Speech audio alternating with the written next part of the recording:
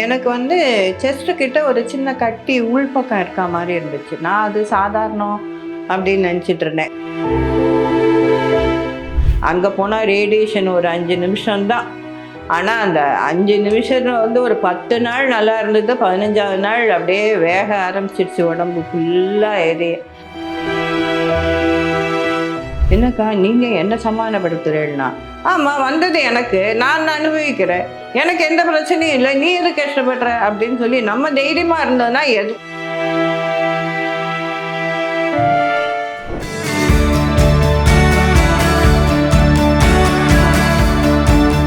வணக்கம் மேடம். வணக்கம்ப்பா. மேடம், உங்களுக்கு முதல்ல இந்த பிரஸ்ட் கேன்சர் இருக்கு அப்படின்ற மாதிரி எப்படி தெரிய வந்தது? எனக்கு வந்து செஸ்ட்டு கிட்ட ஒரு சின்ன கட்டி உள்பக்கம் இருக்கா மாதிரி இருந்துச்சு. நான் அது சாதாரணம் அப்படின்னு நினச்சிட்டு இருந்தேன். என் ஃப்ரெண்டெல்லாம் சொன்னால் அது பால் கட்டியாக இருக்கும், அதுவாக இருக்கும், இதுவாக இருக்கும்னா சரி, நானும் அதை அப்படியே ஒரு 6 மந்த்ஸ் அவாய்ட் பண்ணிட்டேன். ஆனால் கொஞ்ச நாள் ஆக ஆக என்னாச்சு, அது ஒரு பெயின் வர ஆரம்பிச்சிடுச்சு. பெயின் வந்தவுடனே எனக்கு அந்த நிப்பிள்லேருந்து ஒரு மாதிரி தண்ணி மாதிரி வர ஆரம்பிச்சது. அப்போ கொஞ்சம் ஒரு வேளை இது கேன்சராக இருக்குமோ அப்படின்னு ஒரு டவுட் வந்தது. அதனால வந்து சரி, எனக்கு என் பொண்ணு வந்து செப்டம்பர் 9 யூஎஸ் போகிறதுக்கு டிக்கெட் வாங்கிட்டா. ஆனால் சரி நம்ம ஒரு தடவை செக்கப் போயிட்டு போகலாம் அப்படின்னு சொல்லிட்டு டாக்டர்கிட்ட போய் செக்கப் பண்ண போனால் அவள் வந்து கொஞ்சம் அந்த டாக்டருக்கு டவுட் வந்துடுது.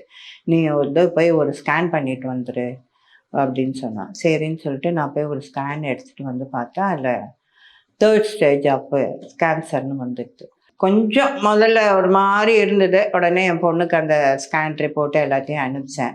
அவள் ஒன்று அழ ஆரம்பிச்சிட்டா. ஸோ என்னோடய அண்ணா பையன் ஒருத்தன் எனக்கு ரொம்ப ஆத்மாத்மா என் பிள்ளை மாதிரி, ஸ்ரீராம்ட்டு, அவன் இப்போ யூகேயில் இருக்கான், அவனுக்கு அனுப்பிச்சேன்.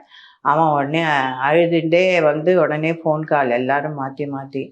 ஆனால் அப்புறம் கடைசியில் என்னோடய கசின் ஒருத்தி டாக்டர் மாலான்னு திருச்சியில் இருக்கா, அவள்கிட்ட அட்வைஸ் கேட்டேன். அவள் வந்து சொன்னால், ஏய் என்னை வந்து குள்ளியில் சின்ன வயசுலேருந்து குள்ளின்னு கூப்பிடுவாள். குள்ளி ஒன்றும் பயப்படாத குள்ளி, எல்லாம் சரியாக போயிடும். நான் வந்து சொல்கிறேன் உனக்கு 24 ஹவர்ஸில் ஒரு டாக்டரை சஜெக்ட் பண்ணுறேன், நீ அங்கே போய் பாரு கேன்சர் இன்ஸ்டியூட்லன்னா. அவளோட கலீக், அவரோட ஹஸ்பண்ட் வந்து ஆர்கே கிருஷ்ணமூர்த்தி, அரவிந்த் கிருஷ்ணமூர்த்தின்ட்டு, அவரை வந்து சஜெக்ட் பண்ணான். நீ நாளை காலையிலே போய் நீ அவரை பாரு அப்படின்னு. மறுநாள் காலம்பரையே போய் அவரை கேட்டுக்கிட்டே போய் நின்று பிடிச்சிட்டேன். ஏன்னா கேன்சர் இன்ஸ்டியூட்குள்ளே போகிறதே பெரிய விஷயம். அது வந்து 2 மாதம் முன்னாடி அப்பாயின்மெண்ட்டு வாங்கணும், இது பண்ணணும், எல்லாம் பண்ணணும். ஆனால் என்னோட கசின்னால் எனக்கு வந்து கொஞ்சம் சீக்கிரம் அப்பாயின்மெண்ட் கிடச்சிது. அவள்கிட்ட பேசி, அவள் தனியாக இருக்கா, இத்தனைக்கு இந்த கேன்சர் இதுக்கு எல்லாமே நான் தனியாக தான் லீட் பண்ணேன். அதை முதல்ல சொல்கிறேன் பார்த்துங்க. கூட யாரும் இல்லை. என் சிஸ்டர்கிட்ட சொன்னேன், என் சிஸ்டர் அடிச்சுட்டு அவள் ஒத்தி வந்தா. அவளும் என்ன ஸ்கூலில் டீச்சர், அவள் அந்த ஸ்கூல் டீச்சரோட இது விட்டுட்டு ஓடி வந்தா. நான் கொஞ்சம் நேரம் தாண்டி இருக்க முடியும், எனக்கு ஸ்கூலில் எக்ஸாம் வேறு நடக்கிறது இல்லை, நான் ஒன்றும் பிரச்சனை இல்லை, நீ இருக்கிற மட்டும் இரு, நீ கிளம்பிக்கோன்னு. அப்புறம் என் ஃப்ரெண்டு ஒருத்தி விஜயான்னு ஒருத்தி, அவளும் என் கூட வந்தா. வந்து நாங்கள் வருவோன்னு கம்பல் பண்ணி அவள் 2 பேரும் நீ எங்கே போகிற அப்படின்னு சொல்லிட்டு கேட்டுன்னு பின்னாடியே வந்தா. வந்துட்டு அங்கே போய் அவரை பார்த்தேன். அவர் வந்து அவரை மாதிரி எனக்கு ஒரு பெஸ்ட்டு ட்ரீட்மெண்ட் கிடைக்கிறதுக்கு நான் கொடுத்து வச்சுருக்கணும். நான் அந்த விஷயத்தில் எனக்கு கடவுள் முருகன் என் பக்கம் இருக்கான்னு நினச்சிருந்தேன். அந்த மாலாவோட ரூபத்தில் தான் முருகன் வந்து எனக்கு அருள் புரிஞ்சார். அவர் பார்த்துட்டு உடனே கேன்சர் தாம்மா இது அப்படின்னு சொல்லிட்டு உடனே எதுக்கும் நம்ம ஒரு பயாப்சி எடுத்துடலான்னு உடனே இமீடியட்டாக பயாப்சிக்கு அனுப்பிச்சார். பட் பயாப்சி ரிசல்ட்டு தான் வர லேட் ஆகுமே, ஒரு 3-4 நாள் ஆச்சு. வந்தது இதுன்னு உடனே அவர் வந்து உடனே இம்மீடியட் ட்ரீட்மெண்ட்டு, ஒரு 8 கீமோ கொடுக்கணுமா, முடிச்சுட்டு நீ அதோட கீமோ 4 நாள் ஆன உடனே நீ வந்து ரேடியேஷனுக்கு போமா, ரேடியேஷனை முடிச்சுட்டு நான் அப்புறம் உனக்கு ஆப்ரேட் பண்ணி விட்றேன் அப்படின்ட்டு. என் பொண்ணு ஊரில் இருக்கா, எங்கள் யூஎஸில் இருக்கா. அவள் தவிச்சு போயிட்டா, நான் என்னம்மா நான் பண்ணுறது, எப்படிம்மா நான் வருதுன்னு. என் தங்க அதுக்குள்ளே, ஐயோ அவள் அக்கா, அம்மா, அவளோட பொண்ணு யூஎஸில் இருக்கா, நீங்கள் ஆப்ரேஷன்னா என்ன பண்ணுறதுன்னு இது பண்ணேன். ஆனால் அந்த டாக்டர் என்ன சொன்னேன், நீங்கள் எதுக்குமே கவலைப்பட வேண்டாம், ஃபுல் அண்ட் ஃபுல் என்னோட செக்யூரிட்டியில், என்னோட இதில் நான் பாதுகாப்பில் உங்கள் அக்காவை பார்த்துப்பேன்னு எனக்கு ஒரு அஷ்யூர் கொடுத்தார். அதேமாரி கீமோவுக்கு போயிட்டு வருவேன், தைரியமாக தான் இருந்தேன். தனியாக போயிட்டு வருவேன், என் ஃப்ரெண்டு கூட வந்துடுவா கரெக்டாக காலையில். எனக்கு அந்த கார் வசதி அதெல்லாம் கொஞ்சம் இருந்ததால் கீமோ ஒரு 8 கீமோ முடிஞ்சுது. நல்லபடியாக எனக்கு ஒரு நல்ல டிரைவர் கிடச்சான். காலையில் 6 மணிக்கெலாம் வந்துடுவான் ரேடியேஷன் போகிறதுக்கு.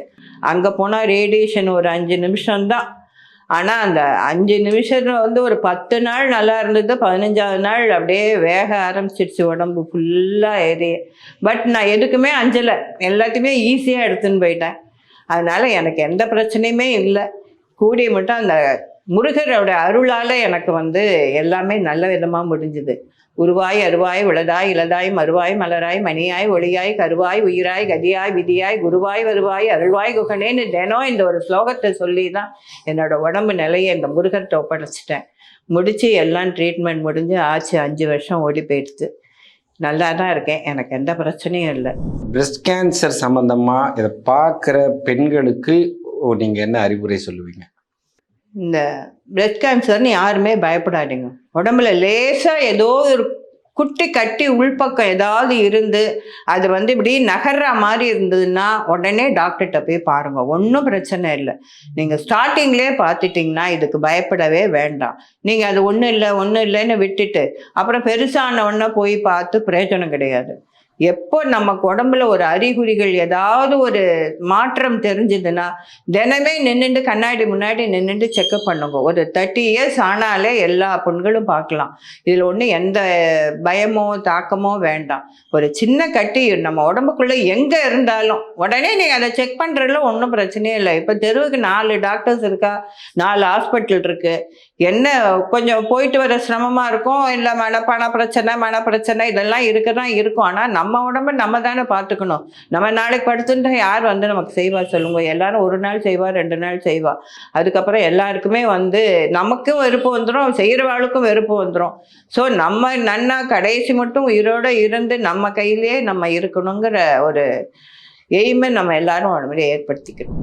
ட்ரீட்மெண்ட் கீமோதெரப்பி ரேடியேஷன் தெரப்பி எல்லாம் வந்து எப்படி அதை நம்ம அணுகி சமாளிக்கிறது? சில பேருக்கு வந்து ஹீமோக்ளோபின் கம்மியாக இருந்தால் கொஞ்சம் கஷ்டமாக இருக்கும். ஹீமோக்ளோபினை நம்ம கரெக்டாக வச்சுக்கணும், நல்ல டயட்டு சாப்பிடணும், நிறையா ஜூஸ் குடிக்கணும். முக்கியமாக வந்து இந்த மாதுளம்பழத்தோட ஜூஸ் வந்து ரொம்ப நல்லது ஃபார் கீமோக்கு. நீங்கள் தினம் காலம்பரை ஒரு ஜூஸு, என்ன ஜூஸ் ஆனாலும் என்ன ஃப்ரூட்ஸ் ஆனாலும் சாப்பிடுங்க. அதனால ஒன்றுமே பிரச்சனை இல்லை. நல்லா தைரியமாக இருங்க. முதல்ல நீங்கள் வந்து உடம்பு வந்துடுத்தேன்னு தளர்ந்து போனீங்கன்னா கண்டிப்பாகவே நமக்கு முடியாத மாதிரி ஆகிடும். நமக்கு ஒன்றும் இல்லை அப்படின்னு தைரியமாக இருங்க. ஊர்லேருந்து எங்கள் ஹைதராபாத்லேருந்து என் தம்பி அப்படியே வந்து அக்கா அப்படின்னு ஆரம்பித்தா. எதுக்கு அழற? வந்தது எனக்கு, நீ எதுக்கு அழற? எனக்கு ஒன்றும் பயம் இல்லை, நான் நல்லா தான் இருப்பேன் போன்னு அவளை சமாதானம் நான் படுத்தி அனுப்பிச்சேன். என்னக்கா நீங்கள் என்ன சமாதானப்படுத்துறேன்னா, ஆமாம் வந்தது எனக்கு, நான் அனுபவிக்கிறேன், எனக்கு எந்த பிரச்சனையும் இல்லை, நீ எது கஷ்டப்படுற அப்படின்னு சொல்லி நம்ம தைரியமாக இருந்ததுன்னா எதுக்குமே எந்த நோயுமே எதுவுமே இல்லை. அவ்வளோதான். பூங்காற்று இது நாளைய நல்வாழ்விற்கான வழிகாட்டி.